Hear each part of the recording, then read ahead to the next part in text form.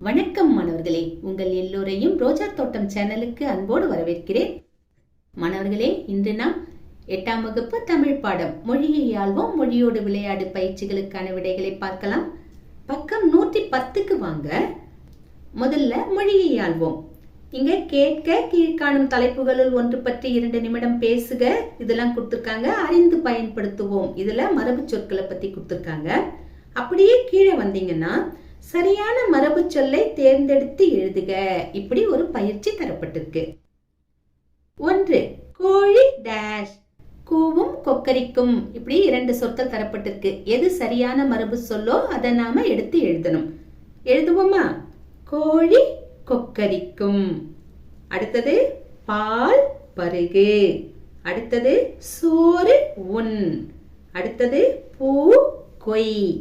கடைசியா ஆ நிறை, ஆ நிறை. சரிங்களா? அடுத்தது மரபு பிழையை நீக்கி எழுதுக. இங்க ஒரு பத்தி தரப்பட்டிருக்கு, மரபு பிழைகளோடு சேர்த்து கொடுத்திருக்காங்க. நாம அந்த மரபு பிழைகளை நீக்கி எழுதணும். நான் அப்படியே படிச்சுக்கிட்டு வரேன், நீங்க பின்தொடர்ந்து அது சரி பண்ணிக்கிட்டே வாங்க. சரிங்களா? சேவல் கொக்கரிக்கும், இப்படி கொடுத்திருக்காங்க. கொக்கரிக்கும் வரக்கூடாது, கூவும்னு வரணும். சேவல் கூவும் சத்தம் கேட்டு கயல் கண் விழித்தால் பூ பறிக்க, பூ பறிக்க வரக்கூடாது, பூ கொய்ய, இப்படி வரணும். பூ கொய்ய நேரமாகி விட்டதை அறிந்து தோட்டத்திற்கு சென்றால் அங்கு மரத்தில் குயில் கரைந்து கொண்டிருந்தது. கரைந்து கொண்டிருந்தது வரக்கூடாது, கூவிக்கொண்டிருந்தது என்று வர வேண்டும். அங்கு மரத்தில் குயில் கூவிக்கொண்டிருந்தது. பூவை பறித்ததுடன், இப்படி வந்திருக்கு. எப்படி வரணும்? பூவை கொய்ததுடன், இப்படி வர வேண்டும். பூவை கொய்ததுடன் தோரணம் கட்ட மாவிலையையும் கொய்து கொண்டு, இப்படி வந்திருக்கு. அப்படி வரக்கூடாது. தோரணம் கட்ட மாவிலையையும் பறித்து கொண்டு வீடு திரும்பினாள்.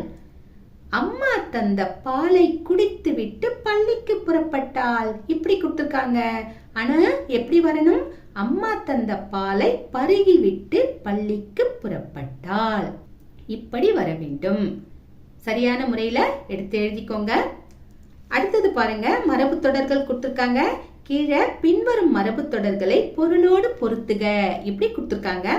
சரியான வகையில நான் பொருத்தி சொல்றேன், குறிச்சுக்கோங்க. ஆயிரங்காலத்து பயிர், இதனை நீண்ட காலமாக இருப்பது, இதனோடு பொருத்தலாம். கல்லில் நாருரித்தல், இதனை இயலாத செயலோடு பொருத்தலாம். கம்பி நீட்டுதல், இதனை விரைந்து வெளியேறுதலோடு பொருத்தலாம். காணல் நீர், இதனை இருப்பது போல் தோன்றும் ஆனால் இருக்காது, இதனோடு பொருத்தலாம். கண்ணை மூடிக்கொண்டு, இதனை ஆராய்ந்து பாராமலோடு பொருத்தலாம். அடுத்தது பின்வரும் மரபு தொடர்களை தொடரில் அமைத்து எழுதுக, இப்படி கேட்டிருக்காங்க. 3 கேட்டிருக்காங்க. முதலாவது என்ன? வாழையடி வாழையாக, இதை நாம தொடர்ல அமைச்சு எழுதணும். காலங்காலமா செய்யறது, தலைமுறை தலைமுறையா செய்யறது, இதுதான் நாம வாழையடி வாழையாகன்னு சொல்லுவோம். எப்படி அமைத்து எழுதலாம்? ஒரு உதாரணத்துக்கு இதை பயன்படுத்திக்கோங்க. நீங்க சொந்தமாக எழுத முயற்சி பண்ணுங்க. சரிங்களா? நாங்கள் வாழையடி வாழையாக உழவு தொழில் செய்கிறோம், இப்படி எழுதலாம். அடுத்தது முதலை கண்ணீர். முதலை கண்ணீர்னா என்னன்னா பொய்யழுகை.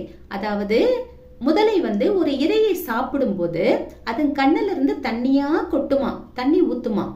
அது நாம பாக்குறோம்னு வைங்களேன், அது ஏதோ அழுது கஷ்டத்துல இருக்கு, துன்பத்துல இருக்குன்னு நாம நினைப்போம். ஆனா அப்படி கிடையாது.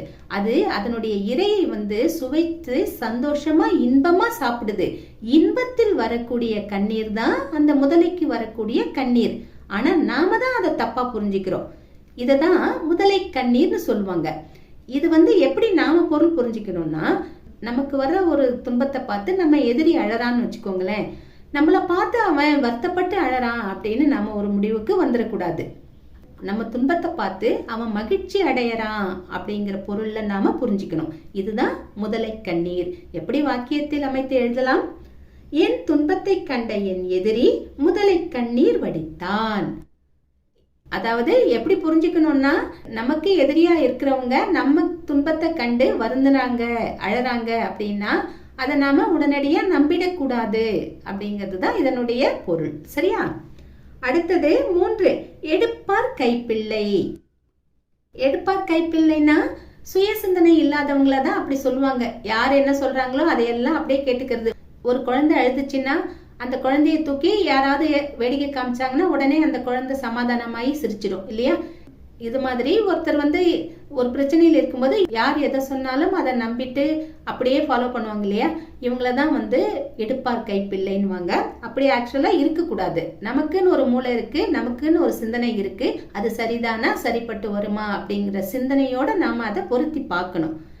இப்போ இதை நாம எப்படி வாக்கியத்தில் அமைச்சு எழுதலாம்னா, நாம் சுய சிந்தனை இல்லாத எடுப்பார் கைப்பிள்ளையாக இருக்கக்கூடாது. சரிங்களா? அடுத்தது கட்டுரை எழுதுக. தலைப்பு என்ன கொடுத்திருக்காங்க? உழவே உயர்வு. முதல்ல குறிப்பு சட்டகம் எழுதிக்கலாம். இந்த கட்டுரையில எந்தெந்த தலைப்பு இடம்பெறும்ங்கிறத இங்க நான் குறிப்பிட்டிருக்கேன். முன்னுரை, ஆன்றோர் வாக்குகள், உழவே நாட்டின் முதுகெலும்பு, சமூக வளர்ச்சி, பொருளாதார முன்னேற்றம், அரசின் கடமை, முடிவுரை. இப்ப வாங்க முன்னுரைக்கு போகலாம். முன்னுரை, மனிதனின் அடிப்படை தேவைகள் 3. அவை உணவு, உடை, இருப்பிடம். இதில் முதலாவது இடம்பெறும் உணவை பெற உழவு அவசியமாகிறது. உழவின்றி உணவில்லை. உலகில் உள்ள அனைத்து தொழில்களிலும் உயர்வான தொழில் உழவு தொழிலே. அத்தகைய உழவு தொழிலின் சிறப்பை பற்றி இக்கட்டுரையில் காண்போம். அடுத்தது ஆன்றோர் வாக்குகள். உழவு தொழிலின் சிறப்பை ஆன்றோர்கள் பலரும் பல விதங்களில் புகழ்ந்துள்ளனர். உழுதுண்டு வாழ்வாரே வாழ்வார், மற்றெல்லாம் தொழுதுண்டு பின் செல்பவர் என்ற குரலில் உரிமையோடு வாழ்பவர்கள் உழவர்களே என்று வள்ளுவர் கூறுகிறார். உழுதுண்டு வாழ்வதற்கு ஒப்பில்லை கண்டீர் என்று நல்வழி நூலில் ஔவையார் கூறுகிறார். மேலும் சீரை தேடின் ஏரை தேடு என்றும் கொன்றை வேந்தனில் பாடுகிறார்.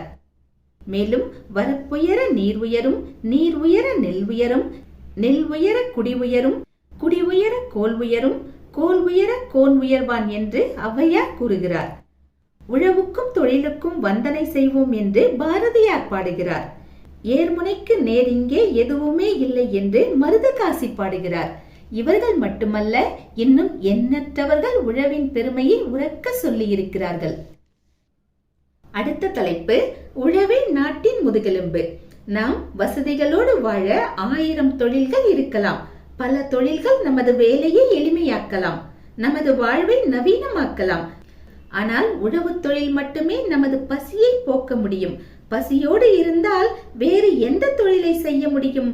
இதிலிருந்து நாட்டின் முதுகெலும்பாக இருப்பது உழவு தொழில் மட்டுமே என்பதை நாம் உணரலாம். அடுத்த தலைப்பு சமூக வளர்ச்சி. உழவு தொழில் என்பது உணவுக்காக மட்டுமல்ல, சமூகத்தின் பொருளாதார, பண்பாட்டு, சுற்றுச்சூழல் முன்னேற்றத்திற்கும் முக்கியமான தூணாக உள்ளது. மனிதனின் 2வது அடிப்படை தேவையான உடை தயாரிப்பிலும் உழவு தொழிலின் பங்கு மிக அதிகம்.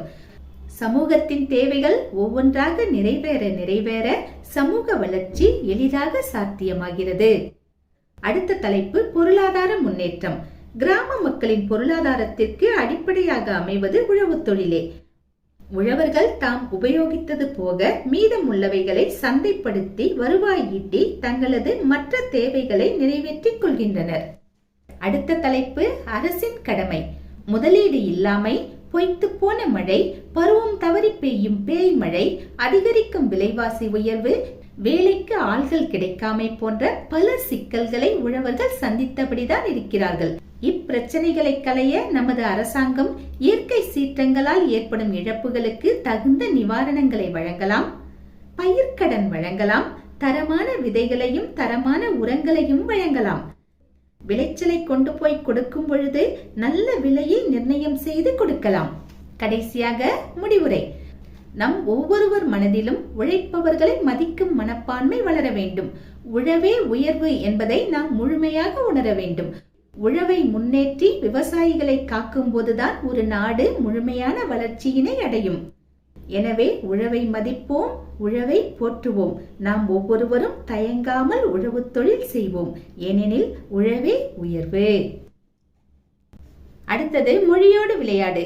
ஊர்களையும் அவற்றின் சிறப்புகளையும் அறிவோம். இங்க நிறைய ஊர்கள் கொடுத்திருக்காங்க. அதனுடைய சிறப்புகளை நாம அட்டவணைப்படுத்தி எழுத வேண்டும். முயற்சி செய்யலாமா? முதல்ல மேலிருந்து கீழ். 1. காஞ்சிபுரம். காஞ்சிபுரத்தின் சிறப்பு என்ன? பட்டுப்புடவை. 2 சேலம். சேலத்தின் சிறப்பு என்ன? மாம்பழம். 4 பழனி. பழனியின் சிறப்பு என்ன? பஞ்சாமிர்தம்.